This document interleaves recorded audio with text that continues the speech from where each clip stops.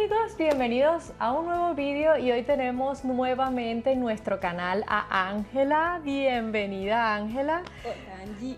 Estamos tal? muy bien, estamos muy orgullosos de tenerte nuevamente aquí en nuestra casa y es que Ángela es muy exitosa en todo su proceso de homologación porque ha tenido pues muchísima valentía para enfrentar cada etapa. Ella pues me lo ha dicho muchas veces que su gran sueño era pues ejercer aquí en Alemania, que algunas veces sentías que no lo ibas a lograr. Cuéntanos un poquito de ese momento, cómo te sentías cuando tenías esa idea en tu cabeza y que sentías que no lo podías lograr. Bueno, pues hola a todos, qué rico volver a estar acá. Y así entrando de una en materia, hace poco hablábamos con algunos de los chicos de ese primer granito o esa primera gran barrera que se presenta y eso es muy difícil. Y creo que ese fue el primer miedo a vencer, realmente, porque uno siempre tiene un sueño y siempre lo ve como algo difícil, como algo inalcanzable, como algo imposible. Y de hecho, en algún momento, pues surge la idea de venir a Alemania, vengo a hacer unas prácticas, pero todo era súper complicado, el proceso de homologación se veía tedioso, no había como una vía, no había como una guía. Uno pensaba, no, lo que he hecho en mi país no va a contar acá y empiezas a alimentar el miedo, ¿no? Y yo creo que es una cosa que nos pasa a todos y es que uno sin tener las herramientas adecuadas alimenta el miedo y como que no se permite decantar y ver que obviamente el camino existe porque si otros lo han hecho, pues tú también lo puedes hacer. Claro. Y yo creo que ese es como el primer momento donde uno dice, quizás nunca lo voy a lograr. Y ahí recuerdo, y es una frase que tengo como súper grabada, que es una frase de Walt Disney, de hecho, y es que lo más divertido es hacer lo que es imposible.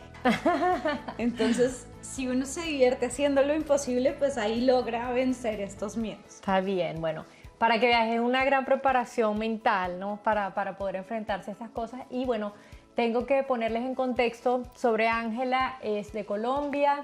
Y bueno, ya Ángela conocía el idioma, ¿no? Ya tú dominabas el idioma. Imagínate para las personas que están en cero en el idioma, ¿no? Pues como fue mi caso, a mí me tocó empezar a aprender alemán a los 27 años y enfrentarme a todo esto que tú estás mencionando, pero bueno, yo lo hice de otra perspectiva. Yo pues pude conocer un poco del proceso y yo me dije, yo tengo que lograrlo, yo tengo que hacerlo y bueno, me enfrenté al mundo en eso. Pero bueno, tú también tienes tu historia. Entonces, bueno, cuéntanos un poquito, tomas la decisión y cómo, bueno, primero llegas a nosotros, ¿cómo te enteraste de nosotros? Bueno, realmente creo que la maravilla de la pandemia han sido las redes. Creo que todos los que estamos acá hemos llegado gracias a que ustedes están allá, nosotros estamos produciendo este contenido y pues obviamente tu contenido me llamó la atención y me llamó la atención especialmente porque era como ese pedacito o esa gotita de luz que me faltaba para decir, alguien lo hizo y fue fácil, ¿sabes? Wow. Porque no era como, sí, te puedes venir a Alemania, pero hay 10.000 cosas que hacer. Evidentemente hay 10.000 cosas que hacer y para los que nos están viendo, ténganlo por seguro, hay 1.000 cosas que tienen que organizar, que tendrán que transcurrir, pero el proceso no es difícil, es complejo. Y creo que ese fue el mensaje que yo encontré en Bru Pérez Academy, donde decía, nosotros esto que es complejo, lo hacemos sencillo para ti. Y te vamos a acompañar y te vamos a guiar y creo que lo hemos dicho en muchos otros videos, una de las cosas más bonitas es esta formación de familia, que finalmente ya pasado un año, ya cumplimos un año de estar acá, 8 meses de estar ya convalidado el título, pero ya llevo un año acá en Alemania y pasa un año, pues es esta comunidad y esta relación lo que te permite como tener esa certeza de, ok, ellos van a ser mi equipo. Y es como el partido de fútbol, tú tienes que ser llave con tu equipo, porque si no, no tienes como las bases y el soporte para saber que va a haber dificultades, pero que las vas a poder caminar Y que no estás solo en el proceso. Exactamente. Bueno, aquí tenemos una gran parte de ese equipo que están tras las cámaras acompañándonos hoy que tenemos una comida y bueno, excelente. Sí, bueno, eso, pues yo sé que eso es parte importante. Mi equipo fue Marlon cuando yo hice mi proceso de homologación y bueno, realmente marcó la diferencia, ¿no? Sola no me lo hubiera podido imaginar. Ok, entonces Ángela, tomas la decisión, bueno, les resumo que ya Ángela logró todas las etapas, logró todo su proceso de homologación, tiene un excelente trabajo y bueno, eso nos lo vas a ir contando poco a poco, nos lo vas a desglosar. Entonces toma la decisión y pues cuáles fueron los pasos siguientes. Realmente mi proceso fue súper rápido, pero creo que en esto hay que decir, los pasos son importantes. Entonces viene primero certificar el conocimiento básico de idioma, el primer examen de idioma, y yo creo que para los que no hablan alemán, antes de concentrarse en cualquier cosa, concéntrense en el idioma. Dedíquense a ver películas, a escuchar videos, todo en alemán, coman, duerman en alemán. Yo recuerdo mucho, mi mamá también habla alemán y ella en una época tenía toda la casa llena de post-its y toda la casa tenía los nombres de cada cosa en alemán en un post-it. Y obviamente eso hace que se vaya integrando a ti y también va alimentando el sueño. Yo siento que esa parte energética donde tú estás visualizando constantemente es la primera fase. O sea, para mí era, desde hoy me siento que vivo en Alemania. Ajá. Y yo me convencí en el fondo de mi ser que yo ya estaba acá. Sí. Y que yo estaba viviendo lo que quería. Entonces tenía muy claro el sueño. Ese es el primer paso que hay que lograr, tener claro qué es lo que realmente quieres y cómo te proyectas hacia allá. Y luego, lo que digo, el siguiente paso, el idioma. El idioma es fundamental, es realmente la puerta de entrada a todo. Una vez tú hables alemán, pues ya eres médico, eso ya lo aprendiste, esos hitos ya los conseguiste, lo que tienes que saber es cómo comunicarte. Y ahí perder el miedo, porque uno estudia la teoría, pero el entrar en contacto con la gente, el poder conectar de corazón a corazón para poder entender a tus pacientes, es un asunto de lanzarse al vacío, de no importa cuántas veces declines algo mal, digas mal el artículo, lo vas a seguir diciendo, los alemanes lo hacen, no importa, pero es lanzarte al vacío y es permitirte como en cada intención y en cada momento que puedas decir 2, 3 palabras, aprovechar esa oportunidad. Si tienes amigos que hablen alemán, habla en alemán con ellos. Si tienes la oportunidad de hacer un tándem, hazlo, porque eso te va a permitir soltar. Claro, y tú consigues esas oportunidades, esos contactos, pues cuando tienes interés, ¿no? En tu caso, tú pues ya tenías una base, pero tú no tenías un certificado B2, entonces empezaste haciendo la preparación para el examen FSP con nosotros, ¿no? Entonces allí hiciste tu examen B2. ¿Qué tal fue la experiencia?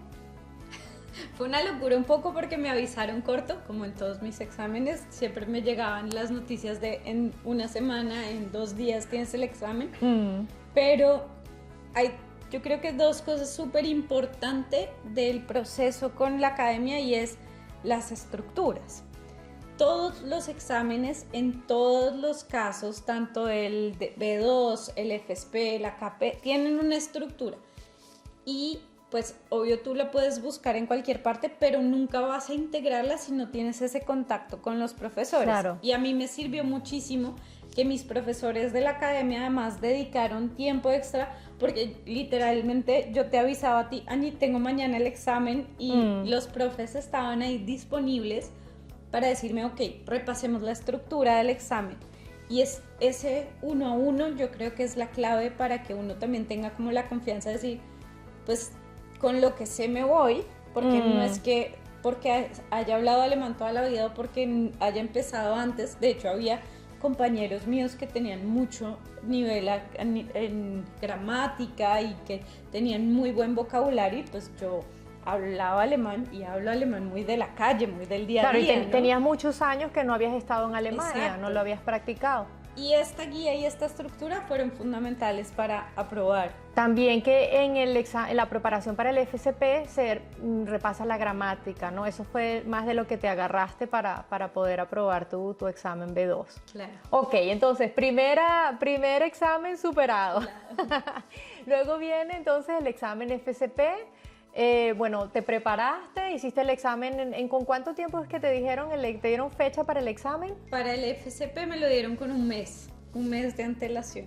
Ok, bueno, ahí te pusiste a repasar, bueno, ya habías visitado la preparación y bueno, ¿qué tal? ¿Cuál es tu apreciación del examen? ¿Qué dirías?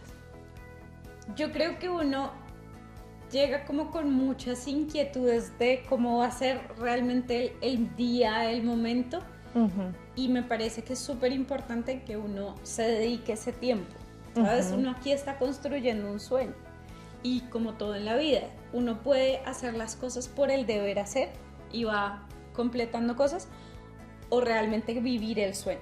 Y en ese sentido, para mí en ese examen fue clave tomarme un día antes, ir a visitar la ciudad donde iba a hacer el examen, saber a dónde tenía que llegar, preguntar el día antes en qué oficina iba a estar, quiénes iban a ser los examinadores, como tener un poco más en control la situación. Personalmente, y yo creo que nos pasa mucho a los médicos, a nosotros nos gusta como saber dónde estamos ubicados, cuáles son como las cosas con las que contamos o no, y yo creo que en ese sentido esto no es un proceso que uno pueda hacer a las carreras, esto es un proceso que necesita que uno se entregue a construir día a día disciplinadamente. Exacto. Y esa disciplina del último cuarto de milla, como dicen los que hacen atletismo, es fundamental porque es donde estás agotadísimo, estás obviamente con una angustia al tope y tienes muchos nervios de lo que va a pasar al día siguiente, pero si tú logras controlarte el día anterior,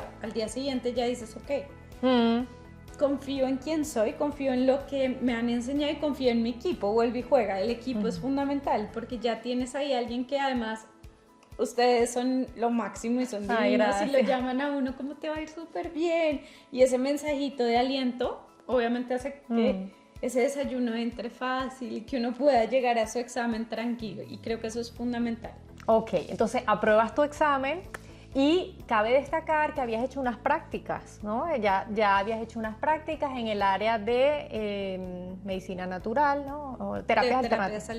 Terapias alternativas. De eso pues hemos hablado en algunos videos y bueno, estoy segura que muchos van a tener mucho interés en este tema, seguramente se lo vamos a estar ampliando incluso en próximos videos. Bien, entonces te ofrecen una plaza de trabajo una vez que apruebas y empiezas a trabajar con permiso temporal de trabajo. Tengo que decirles que a este nivel, pues ya Ángela se regresa a Colombia con su contrato de trabajo y saca su visado de trabajo, ¿no? Y es el visado azul de trabajadores altamente cualificados. Excelente, entonces regresas a Alemania por la puerta grande ya con tu contrato de trabajo, con tu puesto de trabajo y entonces preparas el examen CAPE. Cuéntanos de la experiencia.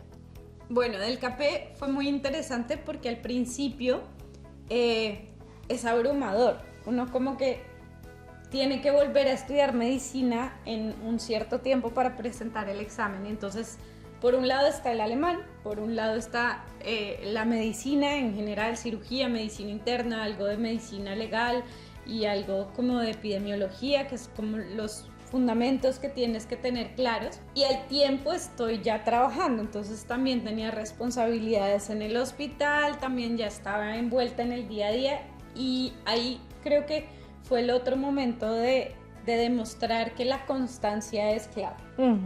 Porque cada segundo que tenía lo usaba para leer un caso, escuchar un caso, ver un video, lo que sea.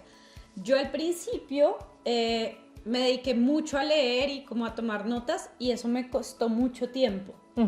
Y fue algo que como que en un momento dije, no, bueno, ¿qué otros recursos hay? No solo el de leer y anotar, ¿qué más recursos hay? Y es buenísimo escuchar podcasts, por ejemplo, podcasts de casos clínicos en medicina interna, en cirugía, ver videos, hay videos de preparación de los exámenes, no solo para el CAPE, sino si alguien ha estado estudiando en Colombia o en Estados Unidos, sabe que hay videos de preparación para los exámenes de medicina comunes y corrientes. Los de los estudiantes de medicina. Los de estudiantes de medicina. Y ahí uno puede recordar un montón. Aquí hay dos puntos que para mí fueron súper claros. Uno, y se los digo mucho a mis colegas, si tú hablas muy bien alemán y estás confiado en el idioma, estudia en el idioma que más te quede fácil. porque aquí no es tanto lo que sabes de idioma, sino los conocimientos que tienes de medicina. Y eso hay que tenerlo claro. Para el FSP es idioma, idioma, idioma. Para el KP es quién eres tú como médico y eso es lo que tienes que demostrar. Entonces, da igual si estudias en español, en alemán, en inglés. En mi caso, para mí es mucho más fácil estudiar en inglés. Entonces, yo ponía podcast de medicina en inglés todo el día y el tren, la bicicleta, la ida a comprar el pan, son momentos que uno normalmente no utiliza, pero que si estás en modo estudio te da nivel. Y finalmente, cuando llegas al examen, hay que entender que tú tienes una conversación con colegas. Entonces, lo que tus colegas están esperando de ti es que tú sepas ser un médico. O sea, eso lleva a uno, por lo menos si está recién graduado, 7 años haciéndolo. Y si ya te ha pasado un tiempito, como muchos de nosotros, pues llevas mucho tiempo haciéndolo. Entonces realmente uno lo tiene en el tuétano. Entonces a mí realmente lo que me hizo ser exitosa en ese examen fue confiar en mi piloto automático médico. ¿Sabes? Como tener esa certeza de yo soy un buen médico y no puede salir mal. Porque finalmente lo que ellos quieren es que tú analices un caso clínico, el KP se basa en un caso clínico y te van a preguntar algunas cosas de las materias más comunes, convencionales. Sí, la de lo parte que clínica, ves. ¿no? Claro, y te van a preguntar por patologías que de verdad todos hemos visto todos los días de nuestra práctica. Entonces, realmente no van a ir al mega detalle técnico allá final que espera de un especialista, no, lo que quieren es saber si te llega cualquier paciente lo vas a poder manejar y vas a poder tener esa estructura de pensamiento. Entonces ahí es importante también cultivar ese amor propio, esa confianza y entender que uno está haciendo lo que sabe hacer. Ya. Confiar un poco en eso. Qué bien. Bueno, en mi caso yo tenía que estudiar en alemán porque, claro, como el examen es en alemán, entonces sí, veo que me ayudó mucho. Siempre recomendaría hacer el estudio en alemán. Ángela tenía una base guardada del alemán muy buena. Incluso Ángela hizo el internado, ¿no? De cuando estaba en la universidad hizo una parte en Alemania. Por eso la parte médica pues era muy dominada por tu parte. Bien, entonces cuéntanos las partes que tuvo tu examen KP. Bueno, mi KP fue muy fácil, un poco. Primero me dieron 1 hora para revisar una historia clínica. A los alemanes les encanta escribir y les encanta el papel, llévense eso. La documentación. Escriben todo y escriben mucho. Entonces, 1 hora sentada leyendo una historia clínica. Obviamente te la entregan y tú tienes que organizar los tiempos, entender qué intervención fue antes, hacer como tu mapa mental y tu epicrisis de lo que está sucediendo. Luego entras y en el salón siempre van a haber 3 examinadores. Siempre hay un internista, siempre hay un cirujano y el tercero es sorpresa. Y te avisan quién es el tercero. Puede que cuando te citan al examen o el día que llegas al examen. En mi caso fue el día que llegué al examen y a mí me tocó con un anestesiólogo. Entonces están tus 3 colegas sentados frente a ti y te dicen, bueno, cuéntenos qué fue el caso, de qué se trata el paciente. Yo debo contarles ahí una anécdota y es que yo estaba con los nervios, pero en la coronilla, o sea, realmente yo nunca en mi vida me había sentido tan angustiada como en ese instante. Y simplemente lo que hice fue tomar aire, cerrar un segundo los ojos y les dije, doctores, estoy muy nerviosa. Hashtag se está definiendo mi vida en este instante, entiéndanlo. Obvio no dije eso, pero era lo que sentía por dentro. Por favor, denme 30 segundos, necesito poderme calmar. Y se los dije con toda la naturalidad del mundo, estoy a tope de nervios, déjenme respirar. Y literalmente cerré los ojos, entré en conciencia y empecé a contarles, la paciente tiene esto, se le han hecho tales intervenciones, estos han sido los... ¿Qué enfermedad tenía la paciente? Me tocó un caso súper bonito de una carcinomatosis peritoneal, con la suerte, y esto sí, con un saludo enorme al grupo de Sugar Baker de la Fundación Santa Fe en Bogotá porque los amé, porque yo había trabajado con ellos y había visto muchas carcinomatosis peritoneales y habíamos hecho mucho trabajo ahí, entonces para mí era un paciente como conocido. Las diosidencias y bendiciones del cielo, porque era un caso que era natural para mí gracias a mi formación. Pero bueno, el caso es que narré toda la historia y cómo fue la evolución de la paciente y empezaron a hacerme preguntas sobre el caso clínico. ¿Cómo viste tal laboratorio? ¿Por qué es importante que la función hepática la hayan evaluado en tal momento? ¿O creerías que podría ser reintervenida o no? ¿Qué otras enfermedades tiene? ¿Qué comorbilidades? ¿Qué riesgo hay? Cosas muy, muy del análisis del caso. Y ahí transcurre la primera fase de este segundo momento del examen. Después de que ya cada uno hace como 2 preguntas alrededor del caso clínico, le avisan a uno que hasta ahí llega el caso clínico y que ahora va cada uno de ellos a hacerle una pregunta sobre su especialidad. Entonces, en cirugía, pues generalmente le pueden preguntar a uno de ortopedia o de cirugía general, que aquí los cirujanos son todo el combo ortopedistas cirujanos. En mi caso fue una fractura de coles, o sea, clásica, y me preguntaron que cómo se diagnosticaba, si se hacía diagnóstico clínico o radiológico y que cuál era la intervención que se debía hacer. Curiosamente, lo que yo contesté fue un protocolo y ellos me dijeron, está perfecto, en Alemania no se usa ese protocolo, se usa el otro. Y me corrigieron así, pero digamos que mi argumentación frente a lo que respondí era adecuada y ellos me dijeron, sí, está perfecto, así se hacía antes, pero ahora usamos este protocolo. Súper amable, o sea, ahí ya cero presión, como súper tranquilo. Después venía anestesia, que me preguntaron sobre el riesgo anestésico, pues digamos que ahí sí es la suerte de este examinador sorpresa, pero tienden a ser muy gentiles también en el sentido de que saben que el examinador sorpresa va a preguntar la cosa más fácil de su especialidad porque no esperan que te hayas preparado para ello. Y luego medicina interna también, así Dios que me mandó a todos los ángeles y todas las bendiciones, me preguntaron sobre diabetes. Y esto fue divertidísimo porque yo soy especialista en terapias alternativas, yo ya tengo esto en todo mi ser. Obviamente sabía de lo que había estudiado que debía morderme la lengua para ser siempre como súper pegada a los protocolos de medicina interna, pero no pude. Sencillamente no pude, o sea, en mi tuétano dije, yo si tengo un paciente diabético recién diagnosticado, no voy a hacer lo que dice el protocolo y fue lo que les contesté, les dije, mire, yo soy especialista en esto, yo le haría este manejo, empezaría por cambios de hábitos saludables, empezaría por nutracéuticos, empezaría por hacerle detoxificaciones y después si el paciente evoluciona mal y yo no la logro, ok, hipoglicemia antes, los anti-GLP-1, la insulina, lo que necesite, pero eso de últimas. Y lo puse así, claro, estaba frente a un internista que evidentemente me iba a abrir los ojos, o por lo menos eso fue lo que yo esperé. Y por el contrario, el colega súper buena onda, pero súper buena onda. Encantado de tu respuesta. Oye, ¿sabes qué? Sí, así deberían hacerse las cosas. Y yo ahí moría por dentro, porque los nervios igual están, ¿no? Ya.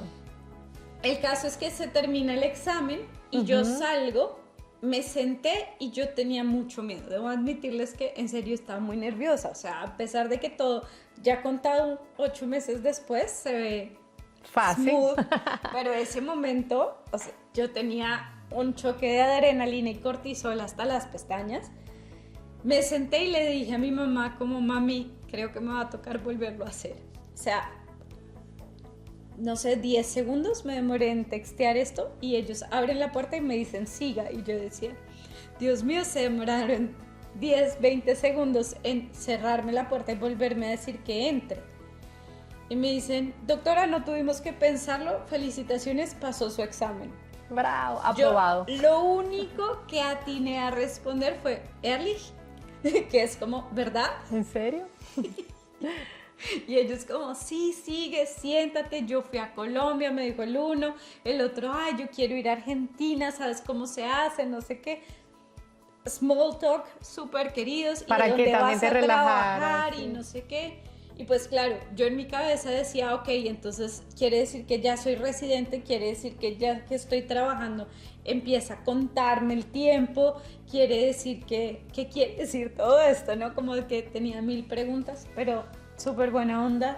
Además me tocó en un sitio divino también el examen. Yo hice mi examen en la clínica de medicina interna de Heidelberg, que es como la meca de la medicina interna en Heidelberg. Y bueno, salí de ahí feliz a llamar a mis papás. Pues claro, a celebrar la victoria.